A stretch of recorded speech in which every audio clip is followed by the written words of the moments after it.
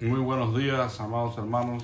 Espero que estén bien todos, con el favor de Dios, en esta mañana, este sábado de gloria, donde vamos a meditar brevemente en la palabra del Señor en el devocional diario, que se titula Verdadera Adoración.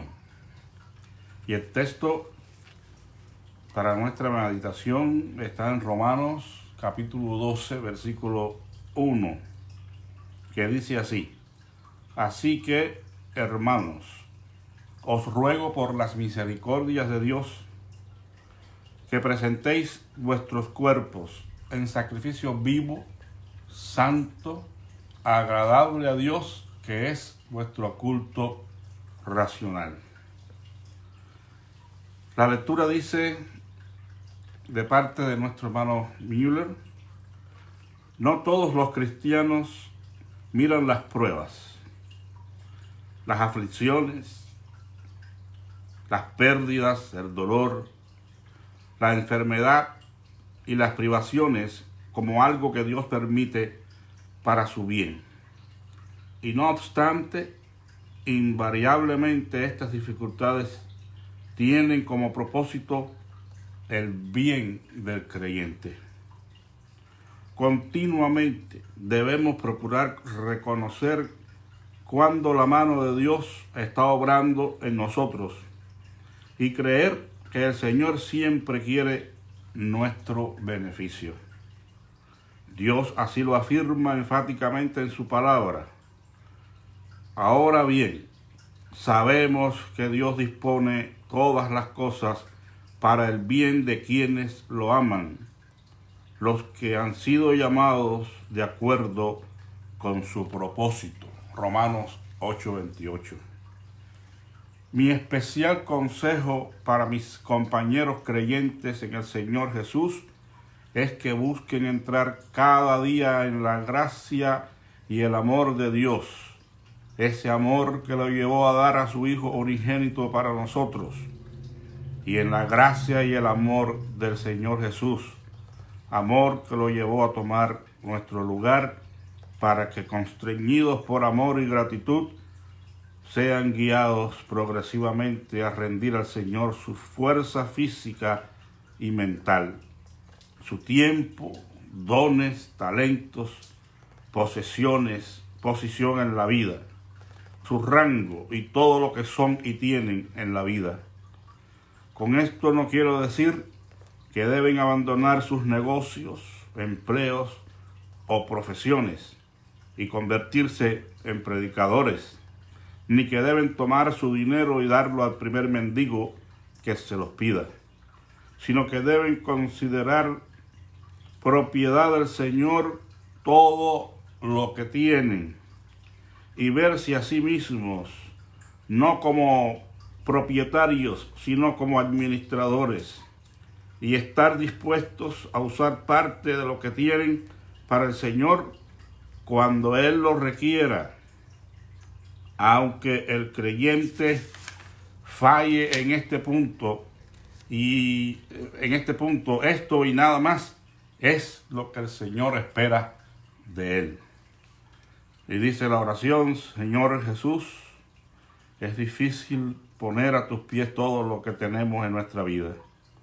Es difícil creer que tú estás obrando en todas nuestras circunstancias para moldear nuestras vidas y formar tu imagen en nuestro corazón. Abre mis ojos para ver lo que tú has hecho para mí. Quebranta mi corazón para que yo pueda entregártelo. Amén. Wow, una lección de mayordomía muy interesante que todos conocemos bien, pero que, como dice el hermano, se hace muy difícil en la realidad, en la experiencia personal de cada uno de nosotros.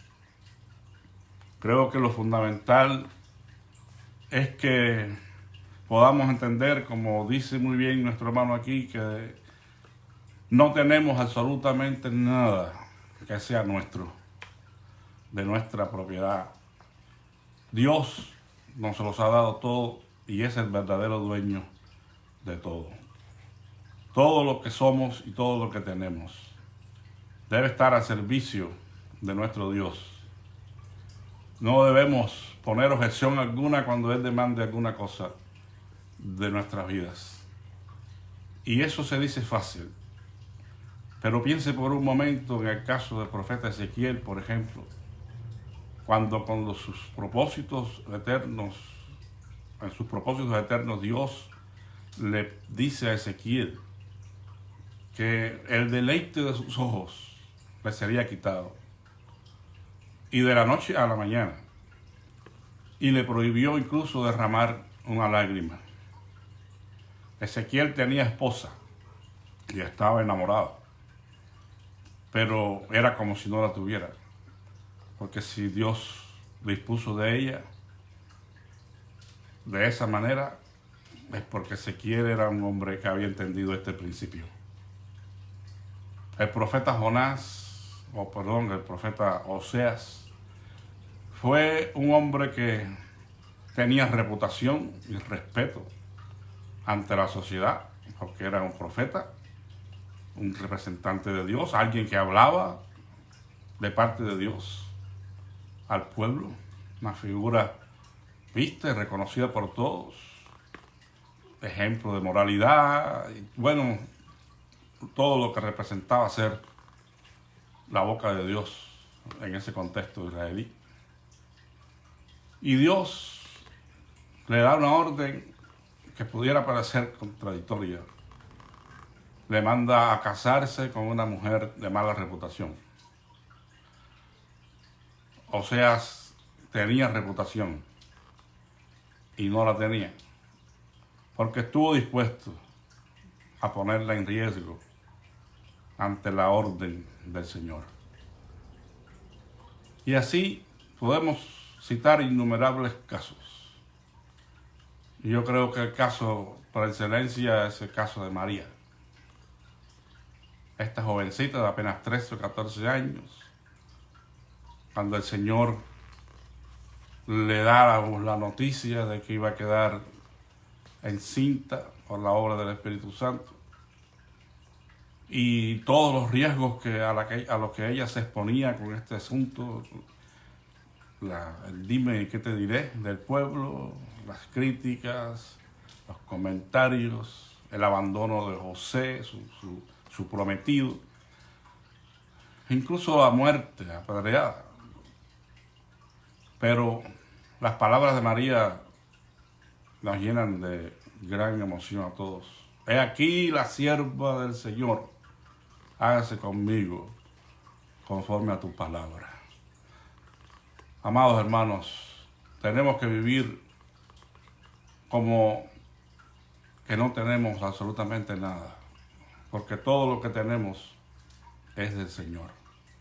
Desde estos clásicos ejemplos de desprendimiento de cosas tan grandes como estas, sin mencionar algunos otros, como el caso de Isaac, de Abraham, que tuvo que sacrificar a su hijo, llevar al monte a sacrificar a su hijo Isaac, porque Dios se lo ordenó.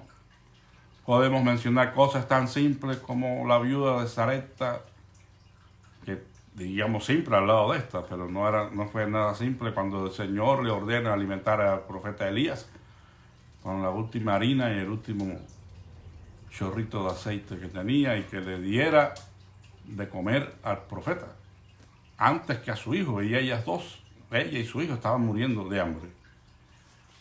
Así es como se demuestra la verdadera adoración. Por eso él titula a esta palabra verdadera adoración, porque la verdadera adoración no es necesariamente ir a un templo y cantar alabanzas o levantar las manos y exaltar con palabras en nombre de Dios. Eso es una parte de la adoración pública, de la liturgia que ofrecemos a Dios, el culto. Pero la adoración va o trasciende el contexto del culto. La adoración es la vida misma que nosotros vivimos en entrega y sacrificio a Dios, despojándonos de quiénes somos y de todo lo que tenemos, para dejar, como dice bien aquí, que el Señor Jesús sea formado en nosotros. Recuerden que esa es la máxima del Nuevo Testamento, hasta que todos lleguemos a la unidad de la fe, al conocimiento de Dios, a la estatura, a la plenitud de un varón perfecto, el cual es Cristo. Es un proceso lento y es un proceso que duele, pero deberíamos ir ganando terreno en esto cada día. Pablo decía, yo cada día muero. Cada día muero a Pablo y vivo para Cristo. Hermanos, es algo sublime. Doloroso, sí, pero sublime cuando vemos que Él está siendo formado en nuestros corazones, en nuestro ser interior. Es algo que anhelamos, y sobre todo los que estamos colaborando y trabajando para que esto sea una realidad en las vidas. Porque el apóstol Pablo lo dijo claramente a los Gálatas, que él sufría como dolores de parto por ver que Cristo fuera formado en ellos. Es decir, Pablo sufría cuando no podía apreciar un crecimiento, una madurez cristiana en estos creyentes a los cuales él le había compartido el evangelio, estas comunidades que él mismo había fundado. Como sufre un padre cuando no puede apreciar el desarrollo de su hijo, ya sea física o de otra manera, mentalmente. Cómo sufren los padres cuando hay un hijo que nace con estos problemas y no se desarrollan como debieran. Así espiritualmente sufren los siervos de Dios cuando ven que no hay progreso. Nos preocupamos mucho por el crecimiento material, el crecimiento físico, numérico de las congregaciones, pero poco del crecimiento y la madurez espiritual de nuestros miembros. Y a veces no tanto por la responsabilidad de quienes predican y enseñan, sino por la inanición, la falta de hambre que hay en las personas. Ojalá que podamos despertar a estas realidades, porque en términos generales, no solamente aquí, en todo el mundo la iglesia ha sufrido un estancamiento tremendo. Y la única respuesta posible es que no estamos siendo verdaderos adoradores que adoran al Padre en espíritu y en verdad. No estamos llamados a ofrecer shows religiosos que impacten a la gente o que encanten a la gente. No estoy diciendo con esto que no sean necesarias las alabanzas, que no mejoremos en la forma en que cantemos a nuestro Dios y ofrezcamos un culto digno de Él. No, pero las prioridades son prioridades. Y me estaba llamando mucho la atención que este hermano comenta en otro lugar que la prioridad en su vida al levantarse en la mañana no era servir al Señor, no era glorificar al Señor o hacer algo en la obra del Señor, sino garantizar de que estaba y mantenía la comunión con Dios. Porque dice él, podemos ofrecer a Dios un servicio eficaz. Podemos hacer la voluntad de Dios en cuanto al servicio que ofrecemos. Podemos incluso como siervos de Dios colaborar con la predicación y la enseñanza y edificar a otros en la fe, pero sin estar en la comunión íntima con el Señor.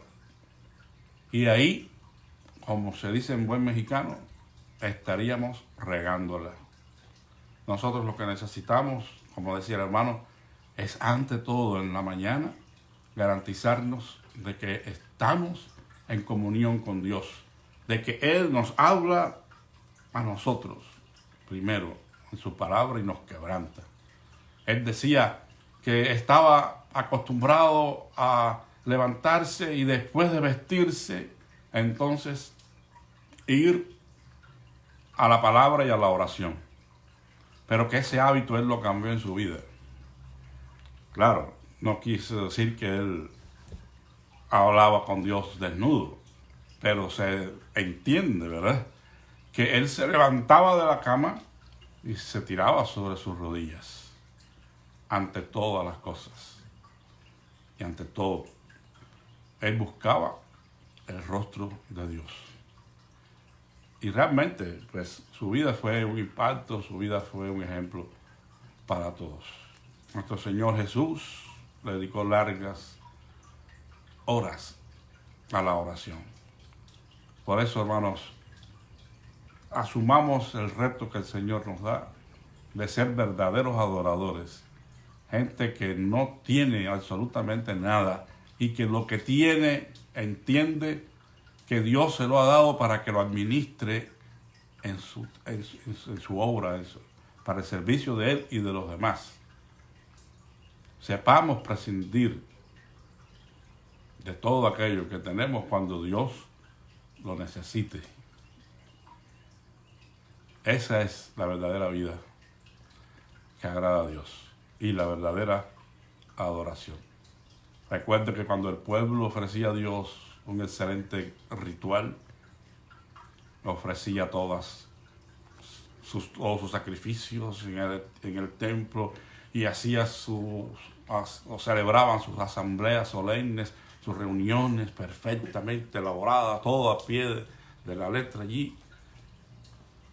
Pero su corazón no estaba en la justicia de Dios, no estaban obrando misericordia. Entonces la voz de Dios venía duramente sobre ellos y les decía: sus asambleas, sus fiestas solemnes me dan náuseas, no las puedo resistir, siento asco por lo que están haciendo para mí en el templo, cuando su adoración verdadera no está en correspondencia a la obediencia a la ley. Oh hombre, Él te ha declarado lo que es bueno y qué pide Jehová de ti. Solamente el hacer justicia, el amar misericordia y humillarte ante tu Dios. Fueron las palabras del profeta Miqueas de Moreset al pueblo, cuando su adoración distanciaba mucho de la justicia, de la misericordia, del amor. Nunca quitemos el renglón o el dedo de este renglón, hermanos. Insistamos y pidamos a Dios que nos perdone. Volvamos al primer amor. Algunos predicadores citan este pasaje o este hecho como algo normal. No, es que hemos perdido el primer amor y parece que, bueno, pues hay que entenderlo, hay que aceptarlo. Si hemos perdido el primer amor, recuerde las palabras del Señor a esta iglesia: tengo contra ti.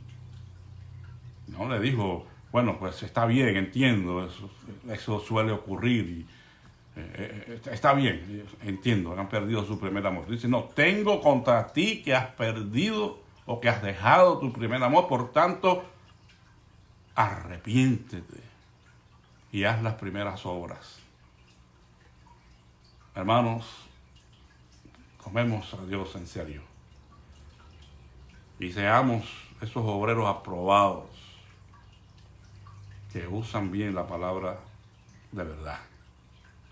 Que Dios me los bendiga en este hermoso día, que tengan un excelente sábado de gloria y mañana, con el favor de Dios, nos podamos ver.